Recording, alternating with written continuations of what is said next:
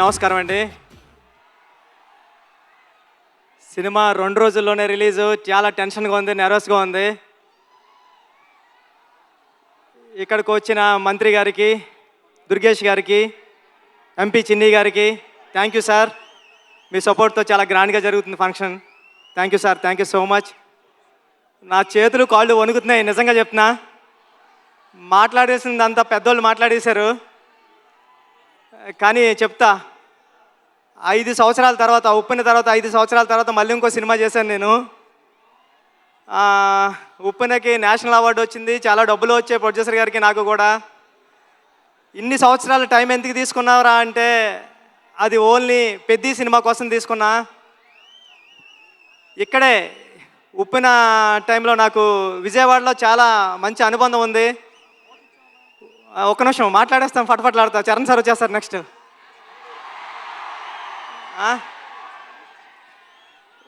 ఉప్పెన నేను ఇక్కడే నాగార్జున యూనివర్సిటీ దగ్గర సైకిల్ దొక్కుంటా రాసుకున్నాను స్టోరీ. నేను ఫాదర్ అవుతున్నానని డాక్టర్ గారు చెప్పింది కూడా విజయవాడలోనే. ఆ దుర్గామాత బ్లెస్సింగ్స్ నాకు ఎప్పుడూ ఉంటాయని కోరుకుంటున్నాను. చరణ్ సార్, నేను ఉప్పెన అయిపోయిన తర్వాత ఎవరితో సినిమా చేయాలని టెన్షన్లో తిరుగుతూ ఉంటే నన్ను మీ దగ్గరికి తీసుకొచ్చారు మా గురువుగారు సుకుమార్ గారు. థ్యాంక్ యూ సుక్కు సార్, నన్ను చరణ్ సార్ దగ్గర కూర్చోబెట్టినందుకు తీసుకెళ్ళి. అంటే నాకు ఉప్పిన మెగాస్టార్ చిరంజీవి గారు ఇస్తే పెద్ది రామ్ చరణ్ గారు ఇచ్చారు. నేను చరణ్ సార్కి స్టోరీ చెప్పాను, దేవుణ్ణి మొక్కుని వెళ్ళాను. ఒక్క కరెక్షన్ కూడా చెప్పకుండా, స్వామి దత్తాత్రేయ స్వామి ఇది ఓకే చేస్తే నీకు రుణపడిపోతానని. చరణ్ సార్ ఒక్క కరెక్షన్ కూడా చెప్పలేదు. పెద్ది అంటే ఒక కమర్షియల్ ఫిల్మ్లా కనిపిస్తుంది మీకు, కానీ ఇది కమర్షియల్ ఫిల్మ్ కాదు. చాలా కమర్షియల్ ఫిల్మ్గా ఉంటూ ఒక ఎమోషనల్ డ్రామా ఇది.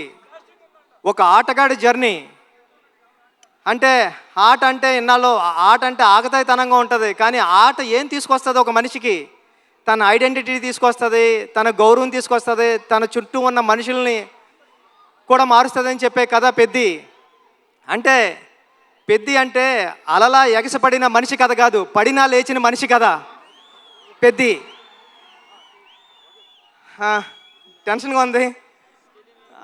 చరణ్ సార్, అంటే ఈ జర్నీలో మీతో గడిపిన రోజులన్నీ నాకు గుర్తున్నాయి. షూటింగ్ డేస్ నుంచి మీరు ఎక్కడున్నాడు కూడా కనిపిస్తలేదు నాకు. షూటింగ్లో నేను కొత్త, అంటే సెకండ్ ఫిల్మ్కే ఒక స్టార్ హీరో డైరెక్టర్ని నమ్మివ్వడం అంటే మామూలు విషయం కాదండి. ఉప్పిన అయిపోయిన తర్వాత, చాలా హిట్ అయిపోయిన తర్వాత చాలామంది అసిస్టెంట్ డైరెక్టర్స్ హైదరాబాద్లో కనిపించినప్పుడు కానీ కాల్ చేసి నాకు మాట్లాడారు, అన్న ఇంటికి వెళ్ళిపోతారనుకుంటే మా అమ్మ మా నాన్న ఇంకొక 2-3 సంవత్సరాలు ట్రై చేయరా, బుచ్చిబాబు లాంటి ఓడే డైరెక్టర్ అయ్యారంటే మీరు అవుతారని. అలాగా అంటే ఒక రెండో సినిమా డైరెక్టర్కి ఒక పెద్ద సినిమా స్టార్ డైరెక్టర్ సినిమా ఇవ్వడం అంటే మామూలు విషయం కాదు సార్. నన్ను నమ్మారు, నా కథను నమ్మారు. అంటే ఒక నిజాయితీగా ఒక కథ రాస్తే, పెద్ద కథ ఒక దర్శకుడు రాస్తే, ఒక నిజాయితీ గల హీరో ఆ కథను నమ్మి చేస్తే ఏంటి అన్నది పెద్ద తెలుస్తుందండి. పెద్ద నేను రోజు చూస్తున్నా, ఇప్పటికి నేను 50 టైమ్స్ నుండి 100 టైమ్స్ చూసా. పెద్ద చూసిన ప్రతిసారి సెకండ్ హాఫ్లో లాస్ట్ 40-50 నిమిషాలు నేను ఎమోషనల్ అయిపోతా, నా కళ్ళంటే నీళ్ళు వస్తాయి. సేమ్ టైము నా చుట్టుపక్కల చూసిన వాళ్ళు కూడా అదే చెప్తున్నారు. వాళ్ళు చాలా ఎక్కువ చెప్పారు, నేను చెప్తే బాగోదని చెప్తలేదు. చాలా మంచి సినిమా తీసావురా, చాలా బాగుంటుంది సినిమా, అందరూ చూస్తారు అని చెప్తున్నారండి. ఈ సినిమా June 4th రిలీజ్ అవుతుంది. ఫ్యామిలీస్తో వెళ్ళండి, మీ కిడ్స్ని తీసుకుని వెళ్ళండి. అంటే పెద్ద అంటే ఒక ఆటంకం వస్తే ఆగిపోయే కుర్రోడి కథ కాదు, ఎన్ని ఆటంకాలు వచ్చినా ముందుకు సాగే కుర్రోడి కథ. నేను 9th క్లాస్లో ఉన్నప్పుడు చదువుకున్నా, పట్టుదల ఉంటే సాధించలేనిది లేదని. 10th క్లాస్ నాన్ డీటెయిల్లో ఉండేది. అలాగ పట్టుదల ఉంటే ఏమి సాధించవచ్చు అంటే చాలా ఇన్స్పిరేషనల్ స్టోరీ పెద్ద జర్నీ. పెద్దిగాడికి విజయం చాలా ఈజీగా దక్కలేదు, చాలా స్ట్రగుల్తోనే విజయం సాధించాడు పెద్దిగాడు. కానీ ఆ సాధించిన విజయం ఎలా ఉంటుంది అన్నది రేపు పెద్ద థియేటర్లో చూద్దరు. కానీ థ్యాంక్ యూ చరణ్ సార్, నన్ను నమ్మినందుకు, నాకు ఈ సినిమా ఇచ్చినందుకు. మిమ్మల్ని లైఫ్లో ఎప్పటికీ మర్చిపోను, మీకు రుణపడి ఉంటా సార్ ఎప్పటికీ. Thank you sir, thank you. Janhvi madam, thank you. ఈ సినిమాకి మేమందరం మట్టిలో రస్టిక్గా ఉంటే మీరు తీసుకొచ్చి కలర్ యాడ్ చేశారు. మీ మదర్కి మేమందరం పెద్ద ఫ్యాన్స్. మీ పర్ఫార్మెన్స్ ఎలా ఉంటుందంటే ఒక్కొక్క సీన్లోని ఒక మగరాయిల్లాగా ఉంటుంది, ఒక హీరోయిజం ఉంటుంది మీ పర్ఫార్మెన్స్లో. ఈ సినిమాలో చాలా మంచిగా యాక్ట్ చేశారు. ఈ అచ్చియమ్మ క్యారెక్టర్ని కూడా మర్చిపోవడం అంత ఈజీ కాదు. క్లైమాక్స్లో మీరు చేసే ఆ పెర్ఫార్మెన్స్ కానీ అన్నీ. Satish sir, thank you so much. ఇంత పెద్ద సినిమాని నమ్మి ఏ రోజు ఒక మాట అనకుండా నన్ను ఒరే నువ్వు చేసుకోపో అన్నారు. ఇది 350 కోట్లు ఎంత అయింది, నాకు 25 కోట్లతో తీసా పెద్ద సినిమా. రవి గారు గట్ట ఉన్నారు, కానీ ఇప్పుడు ఇంత బడ్జెట్ సినిమా నాకు ఇచ్చారు. నేను జాగ్రత్తగానే చేశానని నమ్ముతున్నా, ఎందుకంటే మీరు ఎప్పుడు నవ్వుతానే స్మైల్తోనే ఉన్నారు. Thank you sir, thank you so much. Jagapathi Babu గారు, అంటే హీరో గారిలో రామ్ చరణ్ గారిని ఎలాగా నమ్ముతారో దీంట్లో అప్పల సూర్య అనే క్యారెక్టర్ ఉంటుంది. అది చాలా చాలా మంచి క్యారెక్టర్ అండి. అప్పల సూరి ఫస్ట్ హాఫ్లో అప్పల సూరిని హీరో గారిని ఎంత బరువైన హృదయంతో మోస్తారో అప్పల సూరి క్యారెక్టర్ని కూడా అంతే బరువైన హృదయంతో మోస్తారు. అప్పల సూరి సీన్స్ వచ్చినప్పుడు మీ కళ్ళంటే నీళ్ళు తిరగకపోతే నా పేరు బుచ్చిబాబు సానయ్య కాదు. దివ్యంద్ గారు, love you so much brother. మీ మిర్జాపూర్ సినిమాకి నేను పెద్ద ఫ్యాన్, మీరు రైల్వే మ్యాన్ కానీ అని. Thank you so much sir. మీరు దీంట్లో పెద్దలో పార్ట్ అయినందుకు, ఆన్ బోర్డ్ అయినందుకు thank you so much sir. మీరు చాలా super actor, love you sir. రండి సార్. ఈ విజువల్స్ అందరూ చెప్తున్నారు, చెన్నైలో నేనుండి రెహమాన్ గారి దగ్గర ఉండి చేసినప్పుడు చెప్తున్నారు అందరూ, ర్యాండీ గారు చాలా బాగా తీశారా, పిక్చర్ అదిరిపోయింది అని. Thank you sir. నేను రాసుకున్న 10 అక్షరానికి ప్రాణం పోశారు. చరణ్ సార్ పర్ఫార్మెన్స్ అంతే నెక్స్ట్ లెవెల్లో చూపించారు.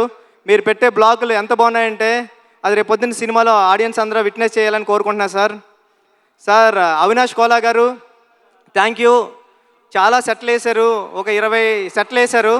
వేసి చాలా మంచిగా న్యాచురల్గా తీశారు అవినాష్ కోలా గారు.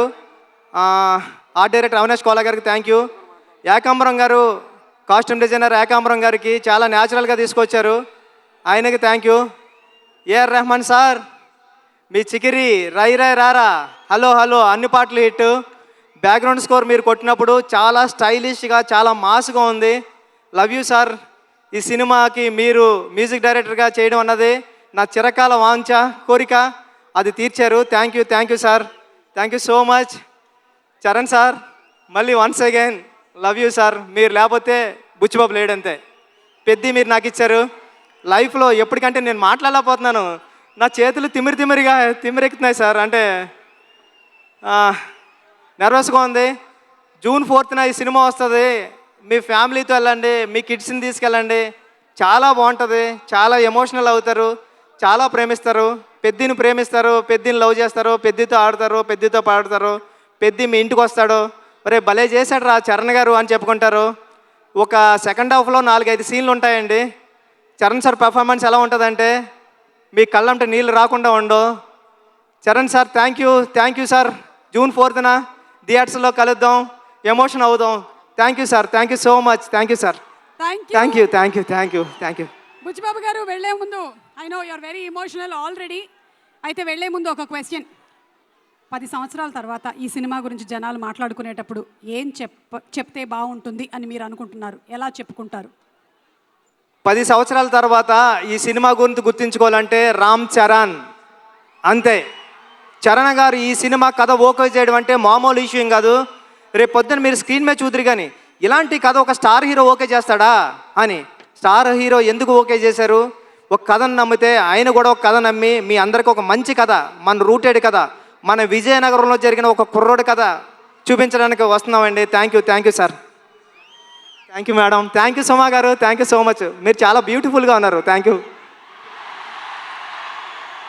You sir. Thank you. లాస్ట్లో మాకు కూడా ఒక బిస్కెట్ వేసినందుకు.